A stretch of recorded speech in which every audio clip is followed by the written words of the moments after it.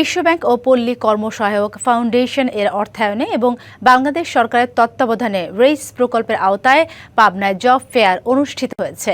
সকালে পাবনা সরকারি এডওয়ার্ড কলেজের ডিগ্রি মাঠে আয়োজিত এ মেলায় 40টির বেশি জাতীয় ও স্থানীয় নিয়োগদাতা প্রতিষ্ঠান ও 400 প্রশিক্ষণপ্রাপ্ত যুবক যুবতী অংশ নেন।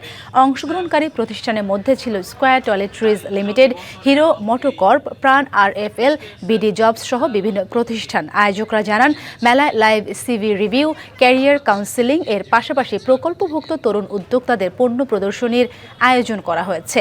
এ ধরনের উদ্যোগ দক্ষ তরুণদের কর্মসংস্থানের সুযোগ বাড়ানোর পাশাপাশি নিয়োগদাতাদের জন্য উপযুক্ত জনবল খুঁজে পেতে সহায়তা করবে। যারা প্রশিক্ষণ পেয়েছে তারা সেই প্রতিষ্ঠানেও চাকরি করছে, পাশাপাশি অন্যান্য প্রতিষ্ঠানে চাকরি করছে এবং তারা নিজেরা উদ্যোক্তা হয়ে উঠেছেন। আধা প্রশিক্ষিত বা একেবারেই যারা প্রশিক্ষণ কখনো পায়নি, কেবলমাত্র লেখাপড়া শেষ করছে, এরকম সবাইকে চাকরি দেওয়ার সুযোগ রয়েছে। রেইস প্রকল্পের আওতায় সারা দেশে জব ফেয়ার অনুষ্ঠিত হবে। এর মূল উদ্দেশ্য হলো যারা আমাদের থেকে প্রশিক্ষণ গ্রহণ করেছে তাদেরকে উপযুক্ত প্রতিষ্ঠানে চাকরিতে নিযুক্ত করতে সহায়তা করা। 200-র বেশি সার্ভিস ও ফিচারে লেনদেনের সব বিকাশ অ্যাপে সম্ভব।